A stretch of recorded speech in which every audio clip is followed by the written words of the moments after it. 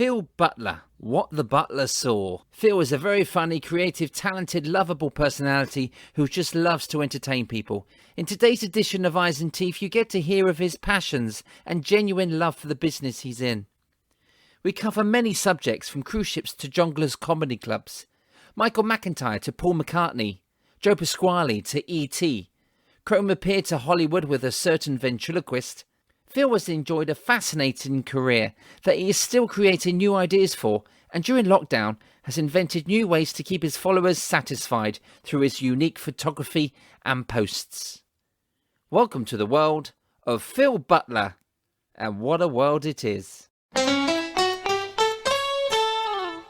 Phil and I start off talking about podcasts, and his podcast was called The Green Room back in the 90s. Yeah, it was a real sort of heyday of the comedy circuit, a real snapshot of what it was like then. Yeah. The characters, the comedy, the groupies, because it was a real. They still had groupies, really? Wow. Crazy. Well, it was a rock and roll time of comedy. Yeah. It was, So was that in the 90s? Yeah, it was a crazy time, because you had, jongleurs. They would do, 3 shows a week. A Thursday, Friday, Saturday. Yeah. And they'd give you a hotel, and you'd hang out. It was a big after show party, and it was just crazy. Wow, so Jongleurs was actually really big, wasn't it? It became such a big, the mainstay of the comedy world was Jongleurs, wasn't it? It really took off. Yeah, Christmas time was incredible. You could do. Camden was a week-long run. Oh wow! You'd do 5 days, maybe 2 shows a day on the run up to Christmas. That's amazing. And yeah, I was right in the heart of it. I remember I was actually the reason that Michael McIntyre got his management. Really? Yeah, he was an open spot at Jongleurs, and this is in his book. I told somebody this story, and they said, "Oh my God, I just read that in his book." I'm going to read it after this. Well, the story goes that he. I do believe you. I wasn't denying that you'd done it. It's just lovely to hear that again. Yeah. So the story goes that I was comparing at Camden. Yeah. And this guy comes in, and I go and stand and have a look. He's an open spot. Michael McIntyre. Yeah, and you think he's never going to do any good with that floppy hair. No, who is this guy? So I go to stand at the back of the room with my manager, Paul Zerdin, and we watch him. And I turn to Paul and I say, "You should do yourself a favour and get yourself backstage, give him your card, and take him on, because this guy is really good." Wow. And so that's what he did, and it's all in the book, apart from the bit where I tell him to do it. Oh no! Really? He dropped you? Well, let's put this on record. In Michael McIntyre's book, what's the title of it? I don't give the title. Drop that. Well, Phil Butler did it. People, Michael McIntyre's all over the telly because of Phil Butler's. That's a good thing to do, man. I mean, that's nice of you to do that. As a fellow artist, because sometimes people don't know that you pass something on, and that's nice. Sometimes it's nice that they don't know that you've done that, because they don't know the person that you are, But there are better people out there than people think, I think, in this business, Yeah, and there's also... So Phil Butler, from pantomime, summer seasons, comedy clubs, theatre tours, support artists, cruise ships to Afghanistan, from the green room to outer space. What the hell is going on with you, Phil Butler? They say jack of all trades, master of none, but you excel in 100% in whatever you put out there. What are you not good at? Oh my God. How was that? No, I mean it, mate. I've seen you in comedy clubs. I've seen you on Cromer Pier. I've seen you do some beautiful things. I want to talk a little bit later about your light painting. What's that called? Yeah, I mean... Painting with light. Painting with light. Yeah, I knew there was light and painting it, but it's okay. I want to go through a few of your brilliant ideas and your routines first, if you don't mind. You've written a great ditty, which I saw recently, called the Catchphrase Song. And it's so visual, and at the same time takes people back to their childhoods. How did you come up with that? Was that just one of your ideas of many? I think it was inspired by Gary Wilmot with his Underground song. Oh. Where he does all the underground. Oh, the stations. The underground stations. Okay, I don't think I've seen that. It's on YouTube. You can find it. Okay. I think it was inspired by that. Also, Lloyd Hullett does a thing where he names loads of comedians, I believe. Yes. In the song. Yes. And I thought, well, no one's done it with catchphrases. Okay. Brilliant. And it was one of the hardest things I've done. I spent 4 days writing the song. It was so hard because everything was moving around constantly, and so you'd learn it one way, and then you go, oh no, but it's better that way. Yeah, and you got to relearn it. Sort of with the rhyming and the phrasing, isn't it? And you said it took you 4 days to write that. Did you know that Paul McCartney wrote "Let It Be" in 20 minutes? Yeah, well, it was my first go. I believe that wasn't his first go. I think he's done stuff before I think that. he's done a few before that. That wasn't fair. That wasn't fair to put that out there. So I love the way you've done it, mate. And you've got such a warm personality. And in Cromer, you know that people love that. They cling on to you, don't they? The thing about Cromer is that if you get offered Cromer, that's when you start thinking about what you're going to do. Yeah. You Wow. start thinking, okay, right, so This will work. this last time I was there. I've done Cromer 4 times now. Really? Well, I've done 3 seasons there, but you'd think I'd done more. But yeah, I've done 2 summers and 1 Christmas. I've done 4 of them. I did the 21st anniversary and the 40th anniversary. Yeah, I love Cromer, and that's when you start thinking, oh, okay, right. So I need to get a sketch. I need to get a set. I need to get a couple of incidental bits. Yeah. A couple of bits with somebody else. I was blessed that James Bustall was on with me. Oh, he's great, James. Yeah. Great juggler, and I juggle too. So we could do a load of juggling, unicycle stuff. You've done a juggling routine together, didn't you? That was brilliant. Yeah, I really enjoyed that because I didn't know you could juggle, and then you whacked that in as well. And Cromer really loves creative ideas and original comedy ideas, and so it's so nice for your creative input to actually put within the show to add that, because the audience are always with you. Yeah, the catchphrase song really it was something different. It's a shame, really, because majority of the catchphrases are from British comedians. Yes. And so I can only do it in England. It can't travel on ships, can it? It's a real shame. Sadly. I mean, if you do a Fred Olsen or Saga, I guess. Yeah. I've done it on Fred Olsen. Yeah, you could pull it out for certain British crowds. Yeah, there are certain routines that I've done and then haven't done again. Like, I did a UV magic routine in Cromer. I did it for those 3 months and never did it again. Oh, really? So you just sort of get them out and then, if you need them, I guess. I invented a UV matrix magic coin and card routine. And it was all UV and, very, very different. And it's such a shame because that's the only place that I could do it. Yeah. I mean, I'd love to do it on a cruise ship, but it's got to have a whole setup, and it's crazy. But I mean, I saw you do the painting with light, which it awards you with completely different reaction to your comedy, doesn't it? It's the story of soldiers' homecoming with the perfect music track. You'll have the audience welling up for 5 minutes, and after that, they'll be in stitches again.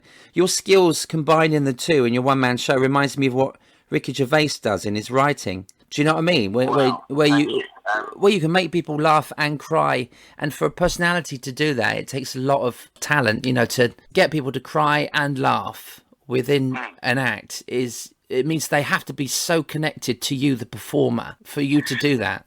I wanted to have that light and shade in the show, and I wanted to surprise people with something that's completely different from the comedy.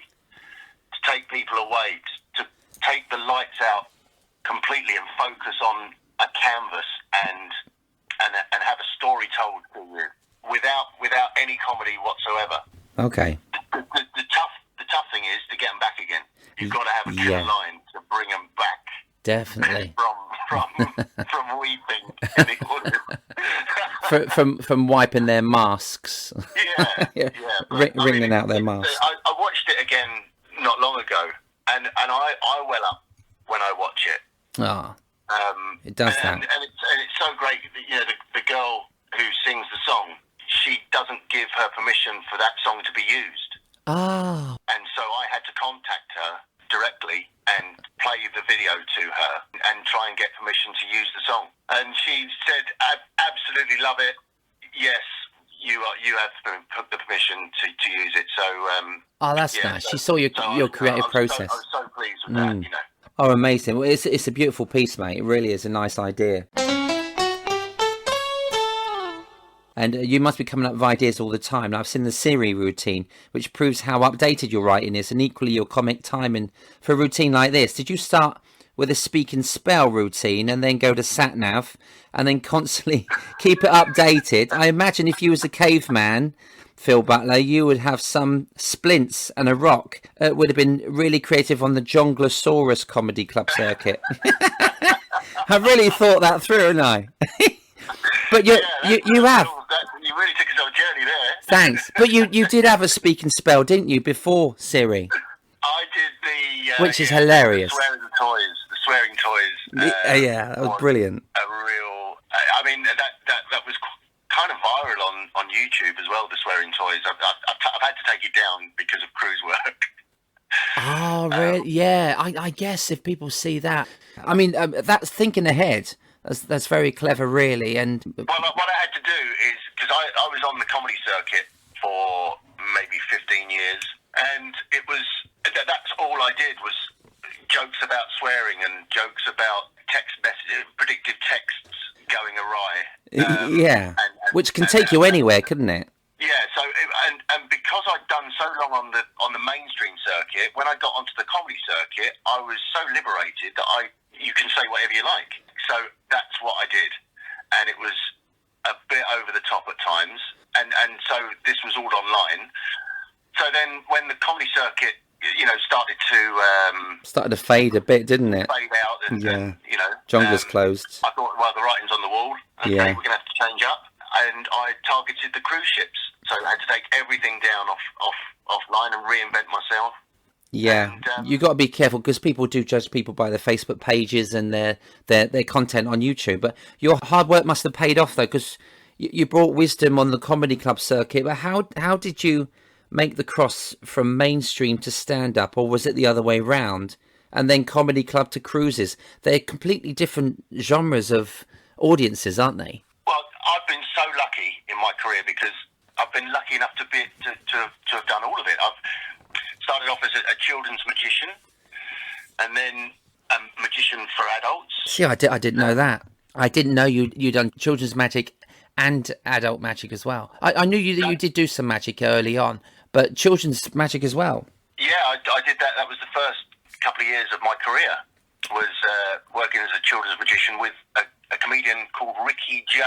Oh, Ricky. I know Ricky. Ricky J? Yeah. Were you double act? Kinda, yeah.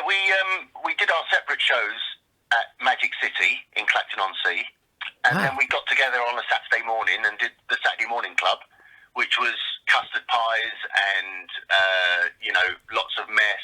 You know, like a Saturday morning TV show, like a going live type thing. Yeah, not live and kicking. Yeah, we did it for the kids at Magic City. Oh, and brilliant! We used to say, dress them in old clothes. They're going to come back messy, I didn't know that existed, mate. That's fantastic. Yeah, we did that for a couple of years. We're still mates to this day, and we spoke on Zoom just a couple of nights ago. Oh. Yeah, it's a great guy. Bless Ricky him. J. I'm talking to Ricky pretty soon. Actually, we're catching up in next week, I think. So he'll be on here. Yeah, I've worked with Ricky a couple of times. Great guy. He's got. There you go. So you can now say to him. So tell me about the Saturday Morning Club at Magic City. I will do. I will. And he'll go, what? Give me some inside gossip about something that he wouldn't know I'd know. And then I'll break it to him. Just one thing that stands out on that club. Not something that you get you both arrested. Just something fun. Okay, so we were in the Royal Hotel, which was over the road from Magic City. Oh, yes. And it was his birthday, I think. And it was in the papers because, we were kind of, local celebrities and, with the kids and all that sort of stuff. Yeah. And we're having a drink and somebody came up to him and said, "Excuse me, are you Ricky J?" And he went, "Oh, yeah, I am, yeah." And she went, "Get out, you're underage."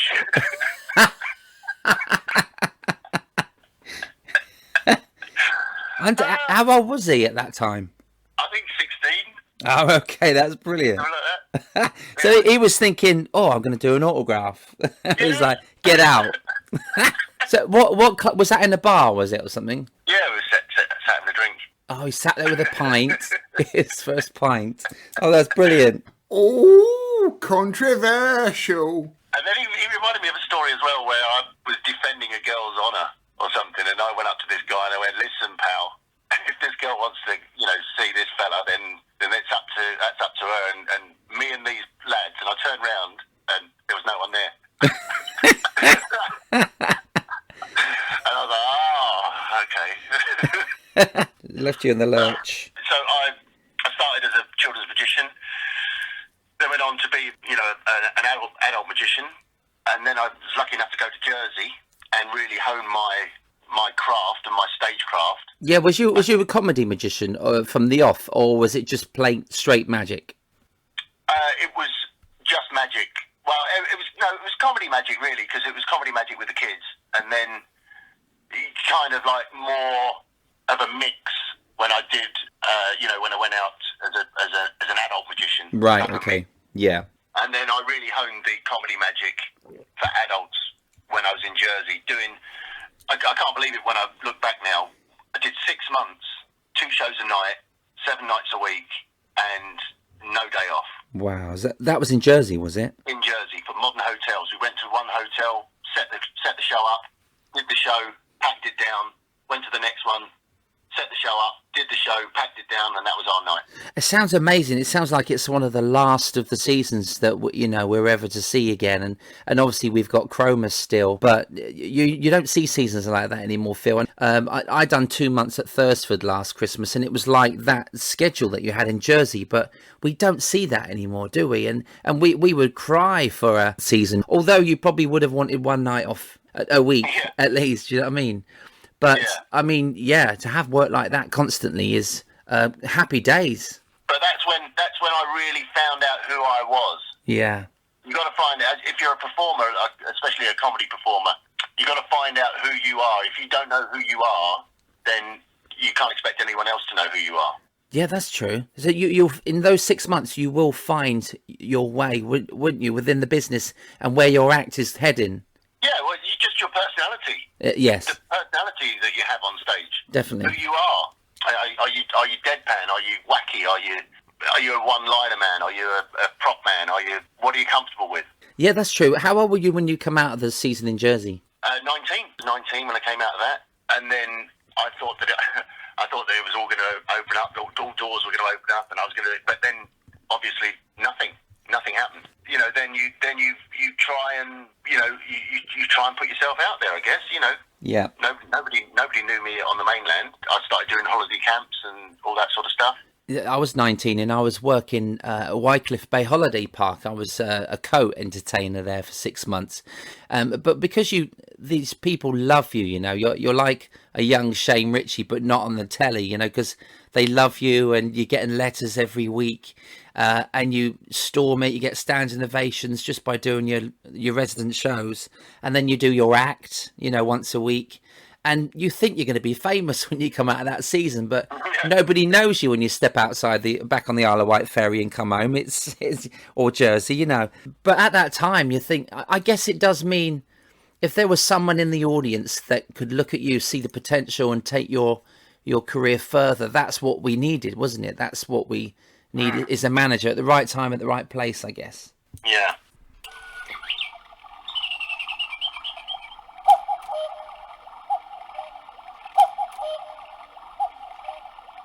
And then while I was doing that, I started to work for CSE, the Combined Service Entertainment. Did my first ones for them very early on in Germany. Worked for them for many, many, many, many years. Great honour to work for the military and to do shows for the troops. Just incredible. Yeah, that early on, that must have really solidified your act and your personality and your bravery, really, doing those sort of audiences. That must have strengthened your act. Very, very tough audiences. Very tough audiences. kind of real tough crowds that I was in front of. Yeah, in your early 20s as well. Going out to Northern Ireland and the Falklands. Yeah, but a lot of those soldiers would have been about the same age as you, wouldn't they? The early 20s, and so. Yeah, I guess so. Yeah. So tough crowd. Wow.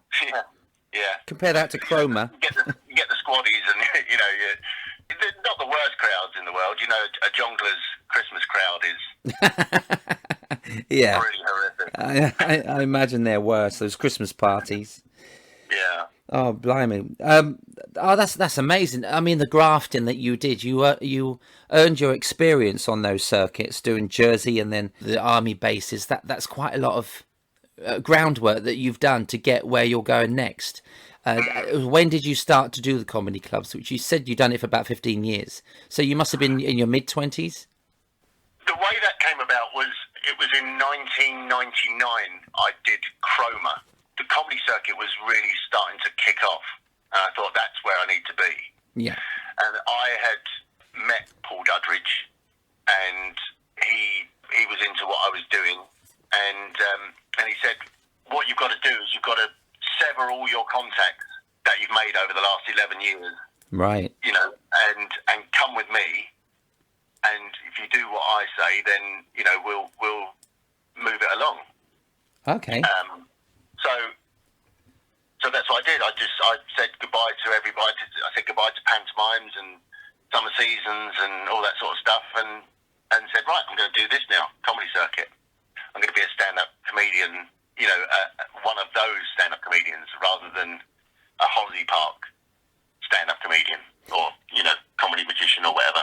Yeah, I think you've got to have tunnel vision, don't you? If you're going to go comedy club circuit, you have to put your whole 100% attention into that circuit, because it's not easy as it is. If you only just have that, then you can just work on it. But you have got all these other seasons that you've done and pantomimes, but you're giving up a whole genre of work, aren't you, to do that? Was you happy to do that at that time? All the contacts as well. All the contacts. I just said, I'm going to go and do this now. Yeah, wow. I think I even cancelled my pantomime with Paul Holman. Really? It's difficult getting it back, isn't it? I mean, if you go on the cruise ships for a couple of years, you have to reintroduce yourself to agents back home, because they think you're always on ships until you say, okay, I'm back, I'm open again. But, I mean, to do that and say, sorry, I'm just doing comedy clubs, that's a big step. Yeah, and it was a mistake, really, I think, because I was out of work, because nobody knew me on the comedy circuit. Yeah. So it took time to get in on that, time to get my foot in the door. So that was a bit of a tough time, but, I finally got in with Jongleurs, and I did an open spot for them. And I remember it didn't go as well as I'd hoped. Mm. Because I think what I was trying to do, I was trying to be an alternative comedian. Right. I went out there and I was kind of like leaning on the mic, and I wasn't being myself, and I wasn't using that personality that I'd worked 11 years to get. Sure. I was thinking that I needed to be someone else. Yeah, this is what they want to see. This is what I have to be to make it work. Right. Yeah. And it didn't go so well. And then the second time they gave me an open spot, I just went out and thought, right, I'm going to do what I do, and if that's not good enough and I don't get laughs in this environment, then I'm just going to go back and, phone some of my old contacts. Yeah. And say, sorry, I made a mistake there. What can we do now? So I went out and I was just myself, did what I did, used the personality that was my personality on stage, and it was a storming show. So I thought, well, okay then. And then as a result of that show, Jongleurs just filled my diary.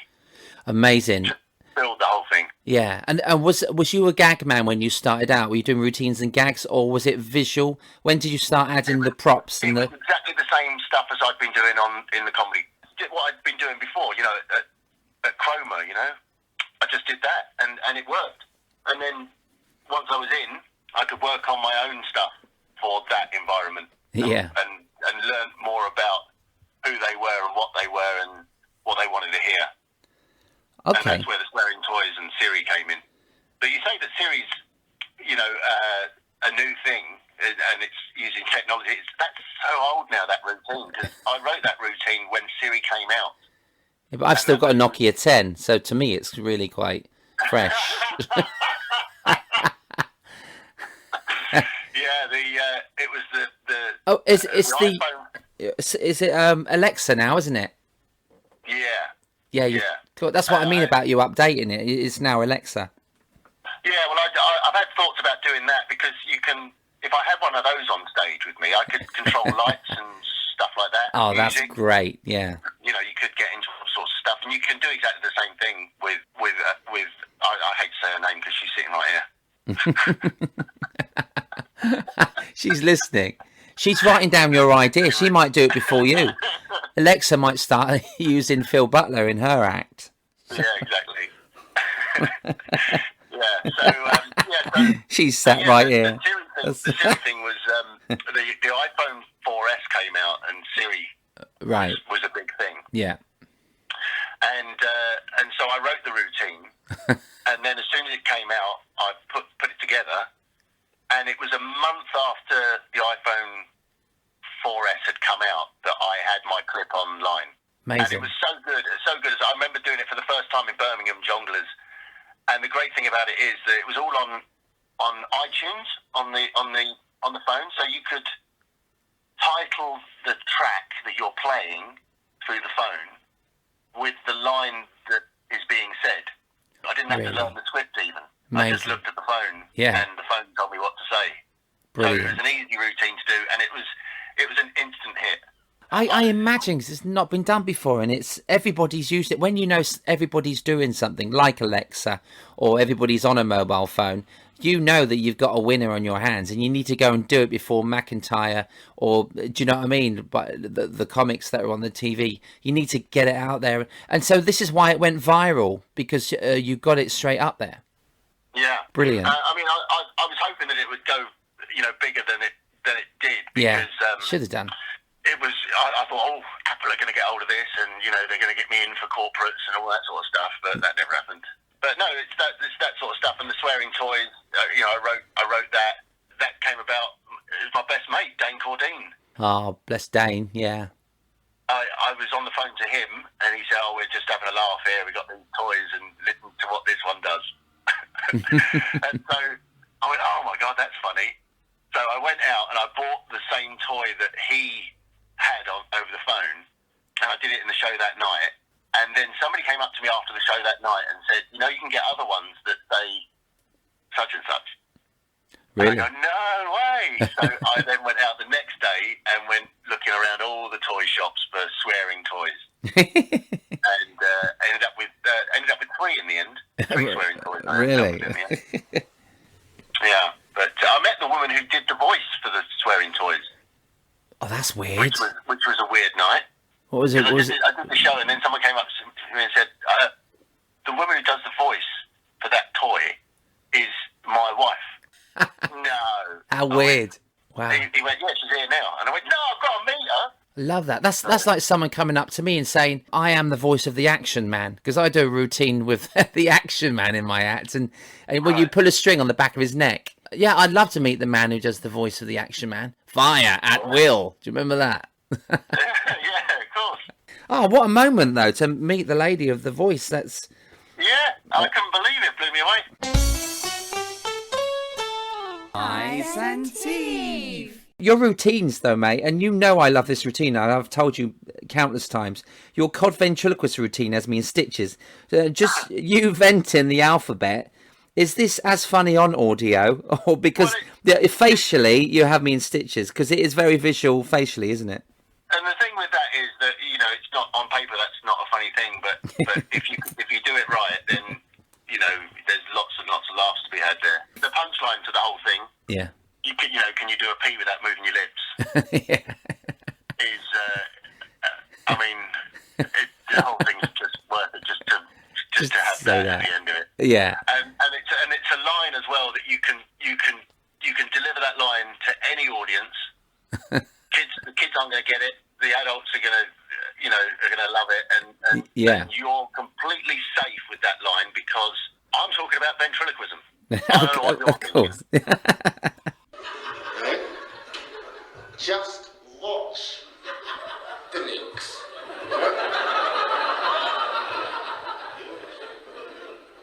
I B C D E F G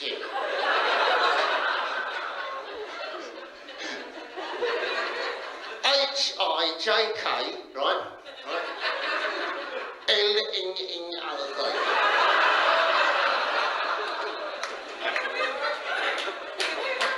Q R S T U V. Right, difficult one now. Oh, what are you? Eh? X Y Z. Thank you very much. Thank you.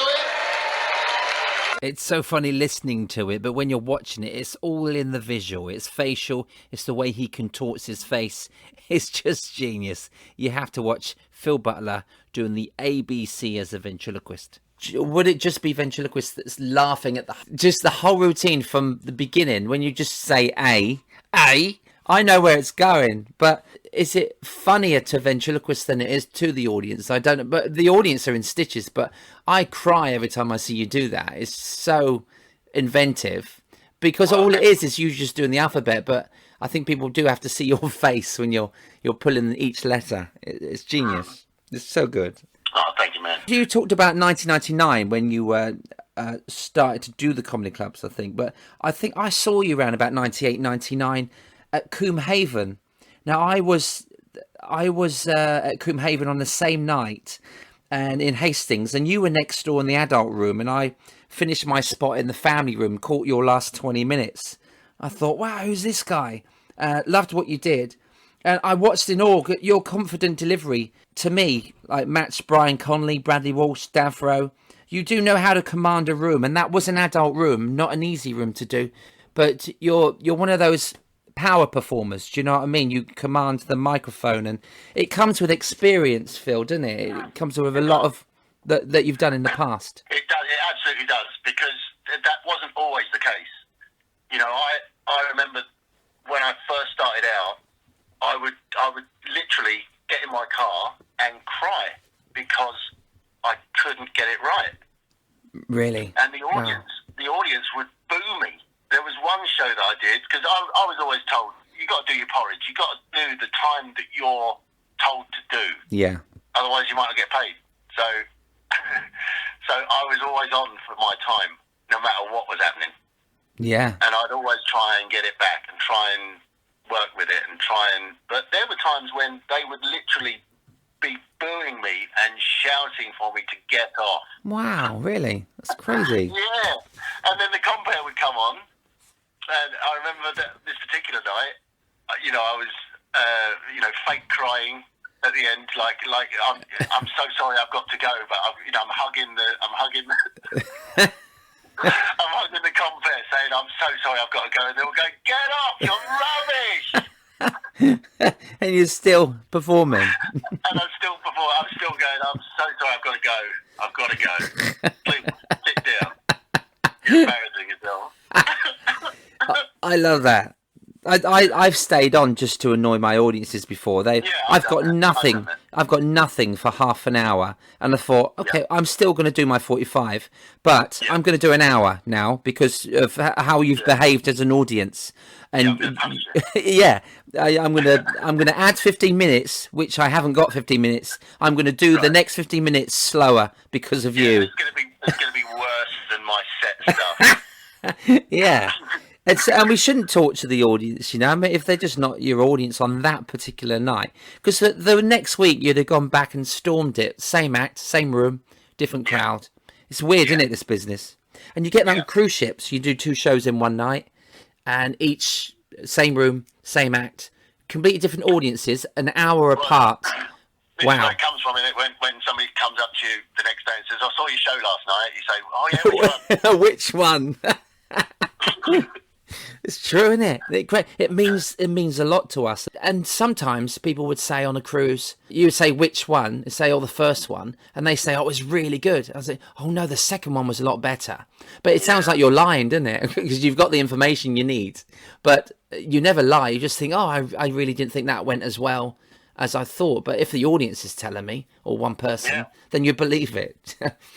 Yeah. Oh, conversational. You've done so much support over the years, haven't you? Can you go through a list of names? I know you've worked with Joe Pasquale, Bradley Walsh, Paul Zerdin. Any advice from them performers? Did they pass any advice on to you at all? Or... So Bradley Walsh, he's just such a great role model for a young comic. You know, I did, I think, 3 or 4 tours with him. He's just such a great guy, a great performer. He's so inventive, and I really learned a lot from Bradley. You know, there's a lot of people that are like that. You know, Got One is another one who's like that. Yeah. He's such a great person. Craig Revel Horwood, would you believe, is the nicest person that you will ever meet in your whole life. I done Panto with Craig in 2012 and Anne Widdecombe, and Craig is adorable, isn't he? And we done those scenes together in Snow White. It wasn't Snow White. One of those pantos, that we did. It was It was Snow White. No, it was. There was no dwarfs in it. There was Snow White and 7 children with heads on. That's what I called it. But it was it was my one and only kudos that I've done. And Craig was just brilliant to work with. He directed as well. But yeah, you're right. I can vouch for that. Craig's a lovely person. Well, my Christmas fell through because of a misunderstanding with my friend. He thought he was coming to me and I thought I was going to him. And neither was the case. So that fell through a few days before Christmas. Oh. And I get a knock on the door, and Craig's standing there, and he said, "You must come to us." And so I spent Christmas Eve over there, and Christmas Day, and a lovely little present at the end of my bed. Was it Craig? In the morning from Craig, yeah. And ended up spending Christmas there. Then we did New Year there. Did you do drag lasagna? Sorry? Did you do drag lasagna on New Year's Day? No, we didn't. He was doing Strictly at the time, so so we didn't get to do all of the. I think I was actually working New Year's Eve, so I think I missed out on the lasagna. So we all dressed up as ladies and had lasagna on New Year's Day, and then of course it was his birthday in January, so we had that there as well. So wow. Happy times. He's so social, isn't he, Craig? He loves his cast. He really enjoys the people he's working with at that time. He's got a lot of time for people, and it's so nice. And a great performer as well. I mean, the Snow White, a lot of it was around dance, obviously, but I mean, he directed. It was his baby, and Anne Widdecombe was brilliant as well. I remember one night when Craig forgot a line, and Anne Widdecombe stepped forward. You'd think it would be the other way round, but Anne stepped forward one step. She delivered his line because he just clearly went blank, and she stepped back again, and the crowd went mental. It's so good. So Anne Widdecombe saved Craig Revel Horwood. Amazing. Yeah. I'll tell you who else was great to work with was Paul Chuckle. Really, you done panto with Paul? Well, it was the same pantomime, and it was the year after Barry passed. Oh wow, so that was recent, very recent. It's the first time that he did all of the Chuckle Brother routines with somebody else. Must have been hard. And I was that somebody else. So oh really? So that was a real honour to do that with Paul. That must have been. Was you the To Me or the To You? Which one were you? We didn't do To Me To You. Oh, you didn't? No. That was the one thing that we didn't do. Oh, okay. I tried on a few nights to get him to say it. Yeah, they were waiting for it. Yeah. Just slipped it in because it was very ad-libby. They allowed that, did they, with you and Paul? Yeah. So the routines were pretty strict. Sure. You know, and it was great to go over to Paul's house and rehearse with him. You know, to have him explain, for the first time to somebody else what they did and how they did it and the timing of it and what works, and it was so fascinating. And so then we did it, and the actual structure of the routines was always very strict, but we did break out of it, and I did manage to get him a few times, with the odd Brucey impression or something like that. Oh, that's nice. But you had the experience working with Ricky Jay in the early days as a double act. So you kind of had that, but you can see the professional etiquette of the double act actually, and seeing the insight, the science of Paul and the Chuckle Brothers working, and for you to step in and do that, it's so hard. I mean, you think about Cannon the Ball right now, and poor Tommy. You know, will he go back on stage? And it's not the same, is it? But what you've had the chance to do, I don't think he can. I think if he's going to go back on stage, Tommy will just do a Q&A kind of thing. Yeah, he could sing, couldn't he? I'd love to see that. Yeah, that would be amazing. But because he can sing, he could get an album out, and I hope he does that in future now. That would be lovely. He could make that part of the show. It could be a Q&A, it could be a walk down memory lane. You know, this is what me and Bobby did, and all this. Ah, that would be beautiful. You should propose that, mate. That's lovely. You could host that. That's nice. Not just that. You have just done it. We've got it in I'm sure he listens. audio. I'll send it to him. But no, that is a lovely idea. But so you have supported so many people and worked with Joe Pasquale. You talked with Joe. Well, Joe's another one of those people, the nicest person that you'll meet. Yeah. I remember I lived in an ambulance for 2 years. Joe heard about it and was worried about me and phoned me and said, I've got a fire engine you can have. Nah, sorry. So, by the way, living in Betsy the ambulance for those 2 years was one of the happiest times of my life. I was going to say, isn't that something that you wanted to do at that time? Yeah, I loved it. I absolutely loved it. I travelled round to gigs in Betsy. Yeah, and because you're a free spirit, aren't you, Phil? You're very at one with nature, and you love life, and you're such a good person around people. You're a people's person, so that you're okay being in Betsy all that time. Absolutely, I was absolutely fine with it, and loved it in fact. But Joe found out about it and phoned me and said, "Yeah, are you okay?" I said, "Oh, I'm absolutely fine." He said, "Listen, if you need any help at any time, you phone me and I'll come and get you and I'll look after you." And I was like, my God, that is the nicest thing that anybody has ever said to me. He said, no matter where I am in the country, you phone me, I'll make sure you're safe. That's amazing, isn't it? Oh, it gives me chills. Yeah, the nature of people. What some people. A lovely, lovely man. Yeah. You're still waiting for him. No, it's so nice when you know that people are at the end of the phone when you need them, because, I mean, at a time like this, all of us need it, you know? Just to chat to a mate and to know that you're there for each other is, we're finding out this year more than ever that it is one of the most important things. All we've got is people, isn't it? Yeah. And we're not allowed to hug them. It's ironic. Wise words, mate. Yeah, yeah, Joe is amazing. I've known him quite a long time, and I know he's such a great person. He's very talented. He's just releasing his second book now. You know, he's doing the Halloween book. You know, Dead Knobs. Was it Dead Knocks and Knobsticks? I'll before the end of this, I'll try and find out the name of the book. But I've got his first book, and it's brilliant. He's just writing all these horror stories, and he's doing the publicity now. You'll see him on some certain shows just plugging this new book, and yes, it's brilliant. He's just got such, you know, he's doing horror stories in the book. He also does a bit of art on stage, doesn't he? He does the painting at the end. The Elvis, is it the Elvis or? Yeah, he does several of them. He does, you know, Elvis or you know, Bowie.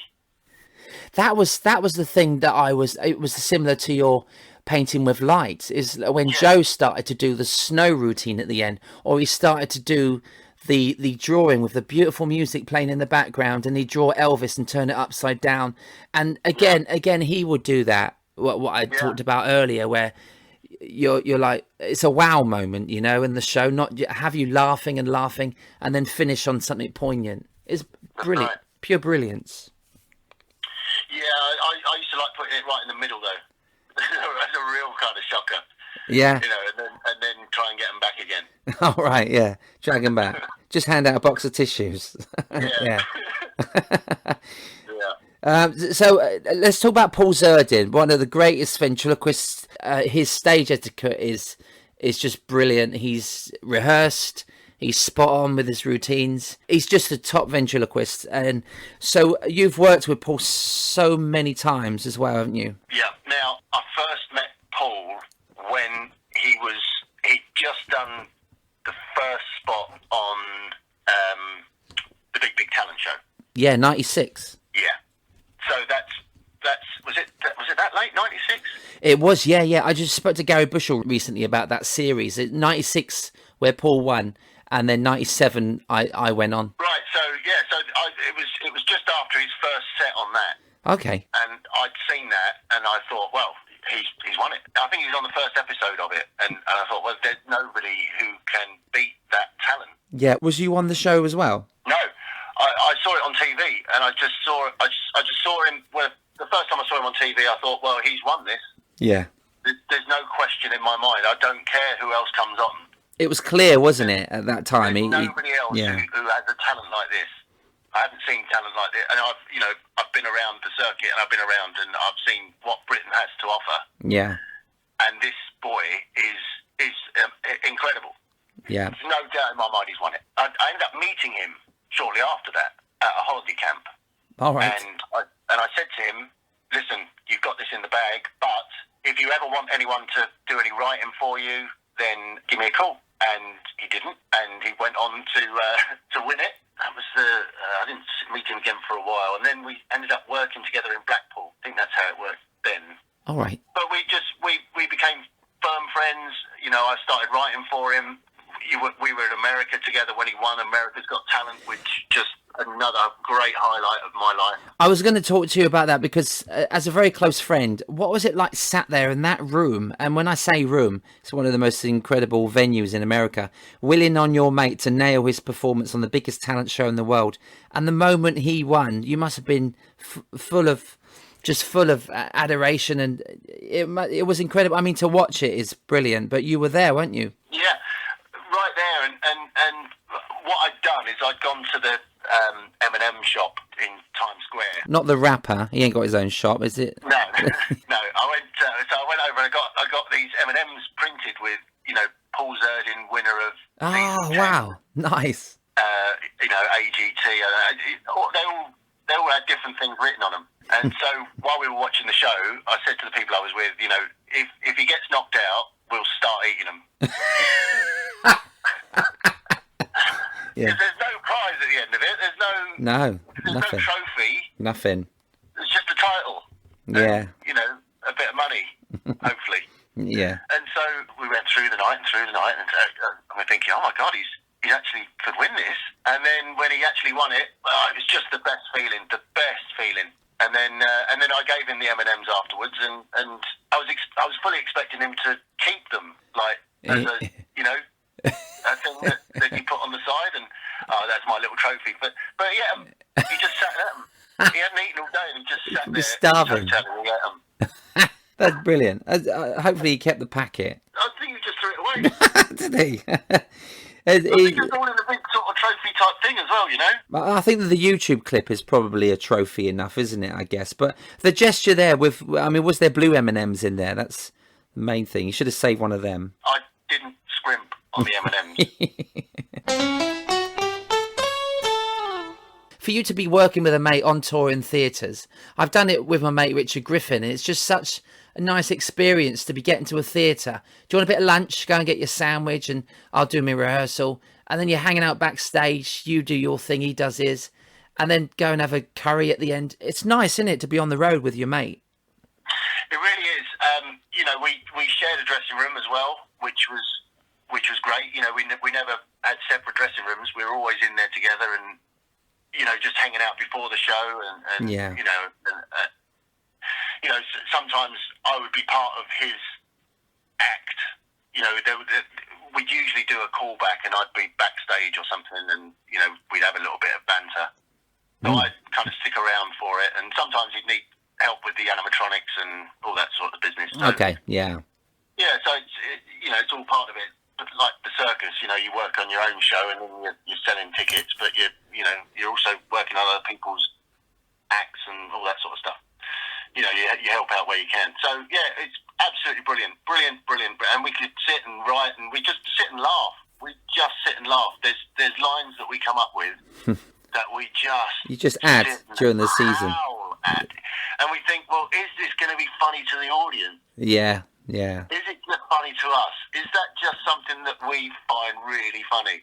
There was a thing, we just laughed so much at this, it was the bodyguard, his bodyguard thing. Oh, yeah. Papa, what does Papa do? Oh, yeah, Papa do. Papa. That was the question. Yeah. What does Papa do? And the puppet turns around and goes, Papa do? And we just laughed so long and so hard. It's the Poppadom thing. Was it the Poppadom? Yeah. Yeah. All of that stuff. It's silly humour, isn't it? But it's so funny. It just, yeah. I imagine the process of writing with a mate as well is to be so funny. Writing, think, will this transfer to the stage? And make it work. I mean, I've written routines and think this is going to kill them, and then you get nothing, and then you try it 2 or 3 times, and if it's not working, then you don't put it in. I've written so much over the years, I've not even tried to put them on yet, because you don't want to risk doing a 5-minute routine and going down badly. You need to make sure you've got your own theatre show where you can kind of try it, or try material out, I guess, in open spots, which is how it worked. You recently drew my attention to your podcast, The Green Room, which I remember being around at the time, but because I had a Nokia 10, I've still got it. I'd never heard of podcasts back then. But can you tell me about your guests and what fun was it to talk about the circuit at that time, which we kind of touched on at the beginning, didn't we? And yeah, so the Green Room, what was that like for you to bring together? How many did you have? How many episodes did you have? I think we did. I say we. It was only me. Yeah. I think I did about 130 episodes. Wow. And it's Something so like sad because when you told me about it recently, you sent me 3 or 4 episodes, which I loved, listened to, because I love my podcasts now. During lockdown, I just really got into them, and I started to go back on the road, and I would not play CDs anymore. I just listened to podcast after podcast, and but they are brilliant, but they're kind of lost now, aren't they, Phil? You can't. Yeah. Yeah. I didn't realise that. So I had the website going, Yeah. greenroompodcast.com, Right. and that everything went from there. So it went on to all the different podcasts. I mean, we're talking about early podcasts. I mean, Yeah. there's so many of these type of podcasts now, interview podcasts with comedians, talking to other comedians, but Yeah. the Green Room You never get me doing that. the very, very first one. There was nobody else doing anything like that back then. That's what I remember. I remember the Green Room. I thought, what's the Green Room? I'm sure I listened to one back then, but I never really got into podcasts, and I'm gutted. I really wish I'd have listened to them enough, because I was on the road 6 nights a week when you were doing it, and I really wish that I started writing and reading like in my mid-20s, so I didn't really start getting into listening and reading things. But now I'm in my 40s. I think the last 5 years I've started to really take notice of people talking, and because you learn a hell of a lot more by listening to people, and especially about the business. And I love hearing about comics backstage and stuff. It was so brilliant. The ones I did get to listen to in the end, mate, were fantastic. Yeah, I need to put them. I've got some episodes on my computer. I'm sure I do, or on a hard drive. Yeah. And I've recently put them up again, because SoundCloud gave me a lifetime membership because they liked the show. Oh, nice. And then that disappeared all of a sudden. So they were around, and then SoundCloud went back on their deal with me, and took it down. The idea of it was that it was the pre-show chat in the Green Room. Yeah. And then we'd all go on stage, and then I'd play a few minutes of their show as well. I'd mic the audience up and mic them up. Oh, brilliant. And we'd play a few minutes of the show as well. So it was a kind of fly on the wall. You could be at the show. Yeah. So you could see the show, and then you could, a couple of hours later, you could listen to bit of their work. The backstage bit. Oh, okay. That's nice, that. So what we were talking about in the dressing room before the show and in the interval. Yeah, we always talk, didn't we? You should talk to acts in the dressing room, say people should be, people should be watching this now in the dressing room, in the green room, because what we do on stage is great. That is us, but no one gets to see. And you introduced that. The green room was introduced on that podcast. I remember at the time thinking, that's what people keep asking. We'd love to be a fly on the wall in the dressing room with all these comedians. That's exactly what it was. Yeah. That's exactly what it was. And I had some great names on there. Mickey Flanagan, Lee Mack, Jimmy Carr. Brilliant. Sarah Millican. All of these guys, they were all on the green room. Yeah, and that's in their early days, isn't it? They're starting to become when well known. Mickey Flanagan wasn't famous. So this stuff should be archived, and hopefully you can save it all. And if you can whack these onto CDs. I'm going to have a look for it today. I'm going to have a little look and dig out a few episodes, and I'm going to repost them. Every time I do a podcast, I save it, edit it, save it, and I'll whack it onto a hard drive that's nowhere near the computer, because I've lost like 2 computers in my lifetime and lost everything on it, and I don't trust the things. I don't know how they work, but I really, once I got these out, you post them, but once they're out there, unless people download them and save them themselves, they will be lost, won't they? If eventually, I think, eventually. Yeah, because unless you stick them onto YouTube as well, I think. Okay, that may help. Yeah, because YouTube will always be there, and everything will always be on YouTube. Yeah, we hope, didn't we? We live in hope. But I'm thinking maybe you started to talk about UFOs and then they disappeared, Phil. So your the belief in there being ET, did this? Let's talk about that one particular episode of the UFO where you talk about the night you stop at the side of the road and you stand near a UFO. Quite at a time, a few months later, you see another one with your mum. I was blown away by your chat about the UFO. Fantastic. You're referring to the podcast I did with Steve Harris. Right, yes. Comedians UFO podcast, or something, which is pretty niche, I think. Comedians UFO podcast, yeah. How many comedians have had UFO encounters? No, I know Joe Pasquale has. I've read that in a paper. Have you spoke to Joe about it? I think I did, yeah. I think I have in the past. Right. But it's on Steve's podcast, lay it all out. The whole experience. Yeah. Of, that night, and and a month later, and how it impacted my life. Yeah, it's a fascinating thing, really. I'm not saying that I believe in ET, but it was something that was really strange.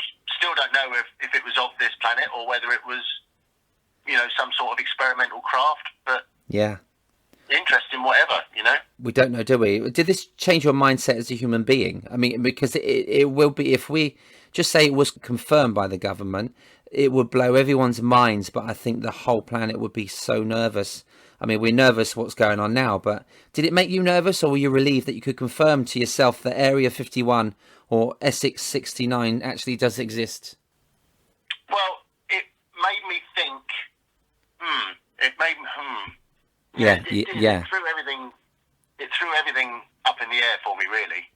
And initially I was worried, and I was thinking that it was going to be the start of something. And I was very worried for about a month. Yeah. But then, nothing happened. There was no invasion, so that was that. No, you don't get flashbacks at all. But I'm sure if you close your eyes, you can see what you saw back then, and that must freak you out.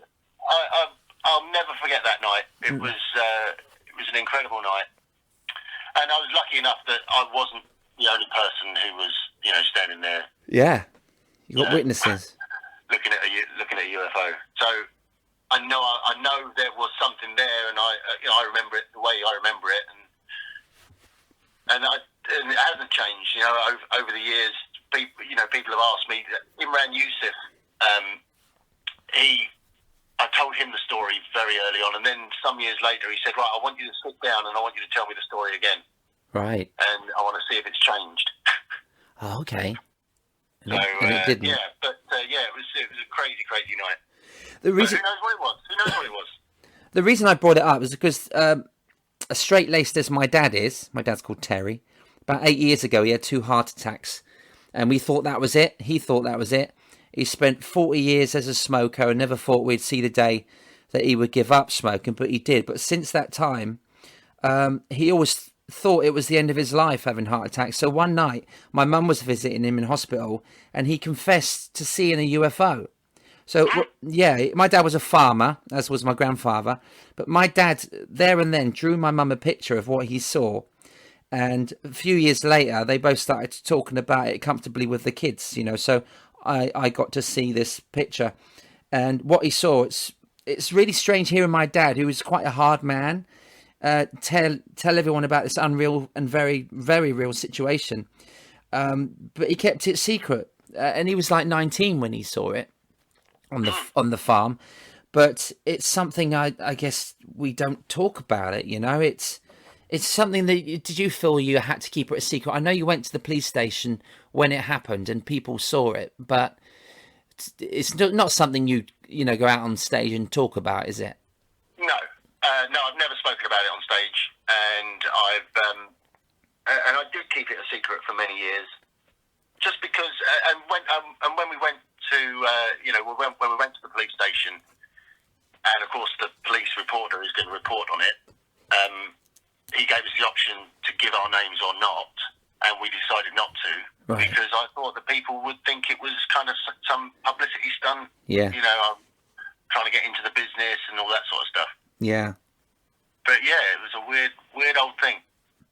No, I mean, if it happened to me, I don't know if you know this about me, but if we lose someone in the business, I may have worked with them, so I post a picture on Facebook. So if I saw, one of my mates calls me the Grim Reaper, actually, because he blames me for those people we lose. but I just like taking pictures, and when I work with someone, I like to have a recognition of that through photos. But anyway, if I saw a UFO or ET, I would try and get a selfie with him. Because that is something I want to keep and savour, you know. It's so sad, really, that we didn't have phones. When that happened, you didn't have a phone to get a picture. And it's sad that a moment like that, God, if only we had phones. I did start to take a video camera around with me. Oh, yeah. You had it in the car. In the car. Right. Which I could whip out at any time. Yeah, it takes ages to set those things up, though, didn't it? You just want to press record. And... It's not as easy as it is these days. Ah, man. That's crazy. Well, I kind of want to say I hope that they come clean soon, because you kind of think that what's going on at the moment may be the start of something a little bit more scary. Do you think, or do you think it's not linked? I don't know. There's always been reports of UFOs. I don't know whether this is any more serious than years gone by. Yeah. You know? Yeah. There's cave drawings of UFOs. Yeah. I suppose you think about the pyramids and everything, and did they put us here? That's just mental. It's another conversation, isn't it? It's crazy. When you stand at the bottom of those pyramids, and you think to yourself, okay, so each one of these stones is between 2 and 10 tons, and it doesn't come from here. No, it can't do. They've literally said that these stones have come from somewhere hundreds of miles away. So how did those stones get transported from wherever they were to where they are now and get built the way they are? Wow. With all of those little valleys in the middle of it. You think about that, and you think how beautiful and pristine those pyramids are, and then you see how shit Stonehenge looks. You think, is it the same people? And they just couldn't be bothered to finish it. The same aliens. Maybe. Wow. Damn true. I suppose it's on a hill, isn't it? And it's a bit harder to get up that A303.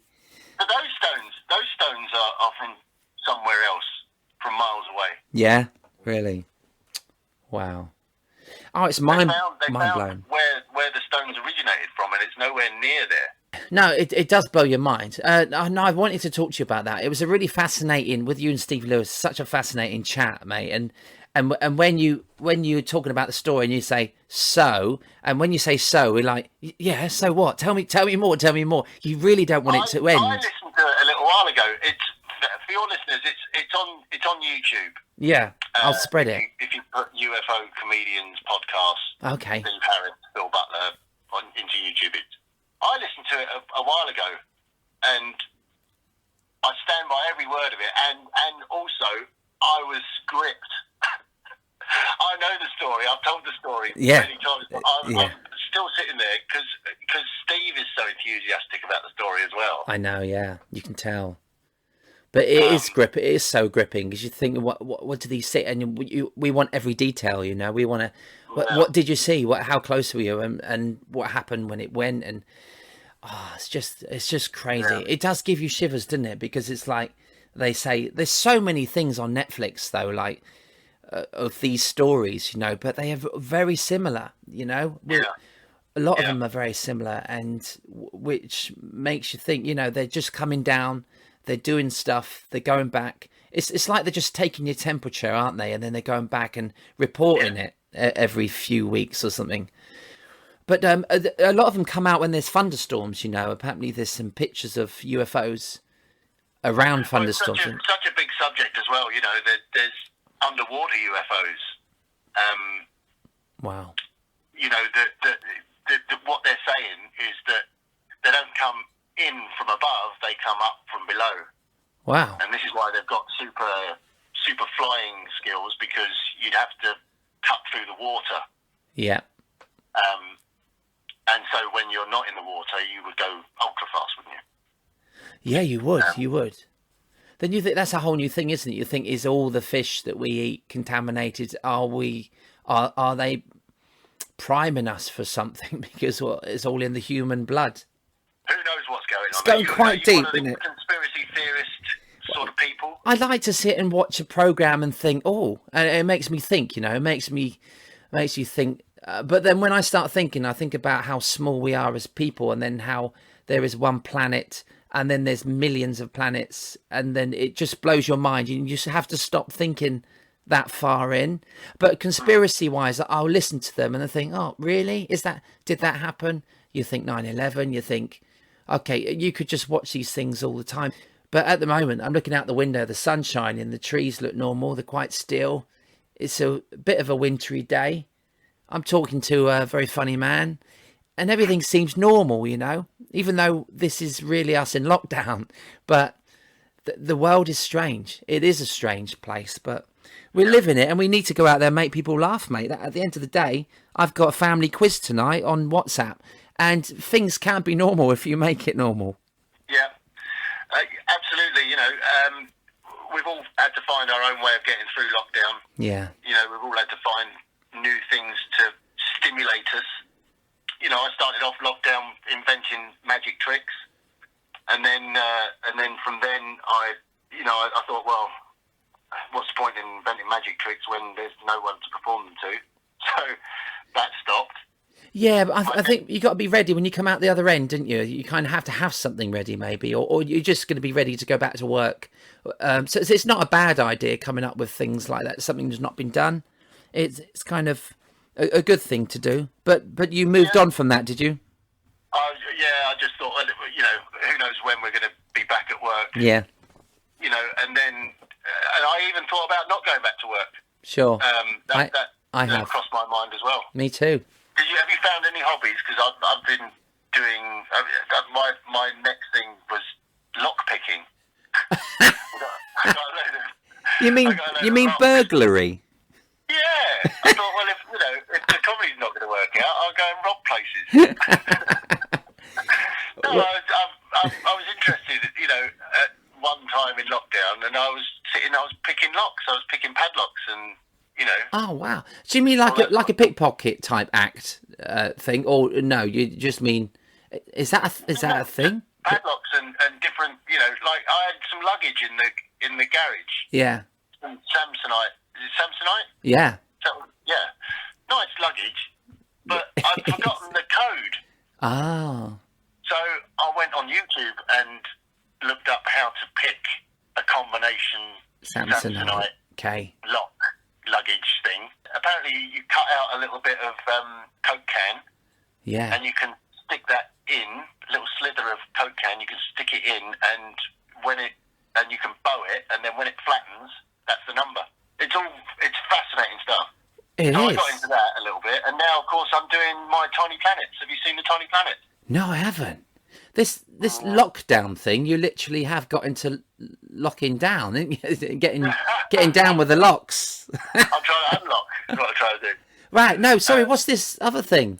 This hobby? So my Tiny Planets. Oh what I'm no, doing- no. Wait a minute. What you're doing? Are you talking about the camera shots that you're doing, Yeah, the mate? photography. They are stunning. I've seen you with a couple of people. You was in Hillary O'Neill's garden, and it's. Oh, that sounds wrong. We can change that. No, you were in her back garden, and mate, those pictures that you take. How have you done that on your camera? Is it a certain phone that you've got or a lens? No, it's a 360-degree camera. Wow. I love my Tiny Planets. I do know what you're talking about. I've seen you do it. Aren't they brilliant? So basically, it's an Instagram account. Okay. And I post one photograph every evening at 8 p.m. Ah, I'm going to tune in. I'm going to tune in and look at them. I didn't know that. Yeah, so every night, 8 o'clock, I post one photograph on the account on Instagram called Lil Phil's Tiny Planets. Brilliant. I'll share that. So basically, it's me trying to be creative with this type of photography. Yeah. So, like last night, I posted a Back to the Future photograph. So I've got a kind of inverted Tiny Planet, which is like a tunnel, and in that tunnel is a flying DeLorean and me on a hoverboard dressed as Marty McFly. That's amazing. So It's really creative. That shows your creative so then side. I've just done Halloween week Yeah. as well. Everything all week was all Halloween. I'll have a look back at these. Zombies and vampires Wow. and ghosts. Oh my! Oh, don't get started on ghosts. Yeah, there's another subject we can talk for hours. I know. So I've just done that, and so I just go out, I find somewhere that's really cool to take a photograph, and then I take a 360-degree photograph and I convert it into either making it look like a tiny planet or an inverted planet or somewhere in between. You can manipulate the photograph.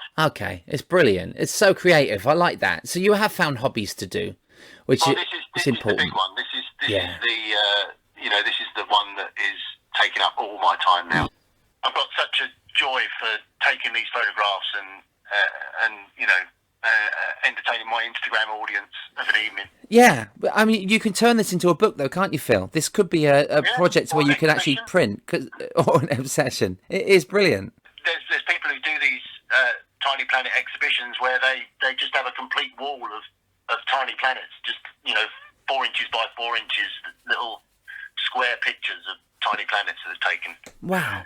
Yeah, I think I've got maybe 160 photographs up there now, maybe. Fantastic. Been going a few months. Yeah. We've had the time, haven't we? Have you got DVDs out at all, Phil? Is there anything that we could buy? What is your website? Yeah, so it's philbutler.website. Very easy. If you want to know Phil Butler's website, go to philbutler.website. You're on Facebook. You're on Twitter. All roads lead from there. All roads lead from philbutler.website. You can buy my DVD Brilliant. on there, which I'm so proud of. It was from Zerdin's tour a couple of years back. Oh, fab. 7 cameras in a packed theatre. It was just, I don't think Seinfeld's got 7 cameras on him on his latest special. I don't think he has. No, that's brilliant. And have you got the alphabet in that spot? Is it one of my favourite routines in there? That's not on there. Oh, is it not? I'll have to buy. Not on there. But there are other DVDs you can get. There's YouTube clips. There's all the painting with light, the UV magic, patch-based song, and all the other bits and bobs. There's a SoundCloud page called Phil Butler's Comedy Bits, I think. Kind of highlights of the green room, prank phone calls, that sort of stuff. Brilliant. Okay. Hours of entertainment, though. That's so many people can come and discover Phil Butler if they don't know me already. they will get to know you. We'll spread this. It'll be amazing. I'm going to check out a lot of that stuff actually, and I love the little planet idea. It's just being creative. I love photography as it is, and I love to get a camera. I've not got a proper one since I've had a proper mobile phone, because I've lost thousands of pictures again on a PC because it just died and I didn't transfer them. So I don't trust the technology these days. So never knock a Nokia 10. At the end of the day, we're just entertaining, and people love hearing these stories. And so thank you for yours, mate. Appreciate it very much. Oh, I've really enjoyed it. It's been great to talk to you. Love your work. Thank you, Phil. Yeah, and I hope to speak to you again very soon. Anytime. You take it easy. And you, bud. Eyes and Teeth. Thank you, Phil. I told you it was fascinating, and I'm sure you'll want to see more, so you can buy his DVD. You can see his work on YouTube. Contact him on Facebook or Twitter, or just say hello. He's one of the most approachable and friendly souls I know in the business. And as we talked about, he is one of my favourite Cod Vent acts. And if you still have no idea what a Cod Vent act is, then to describe it is simply eating fish and chips without moving your lips. By the way, my ad-lib about Paul McCartney was not fact. Let It Be was not written in 20 minutes, but Yesterday was written in 1 minute. Oh, since this interview was recorded, it's now been announced that you can see Phil Butler and Steve Hewlett work in the same venue on Cromer Pier this summer, 2021. So get your tickets now. I'm only on for a week, but Phil is headlining for the whole summer. You can see me and Phil as I make a guest appearance on September the 20th to the 26th. Today's comedy quote comes from late stand-up comic Bill Hicks. Children are smarter than any of us. Know how I know that? I don't know one child with a full-time job and children. Cheers, Bill. Eyes and Teeth is written, produced and hosted by Steve Hewlett. Vocals by Lola, Larissa and Nina Hewlett, and additional vocals by Rich T. The Eyes and Teeth jingles and theme music is produced and performed by the one and only Mr. Kevin Dean. Next time on Eyes and Teeth, I will be talking to the fantastic comedian, writer, TV and radio presenter, Squeaky Mike McLean.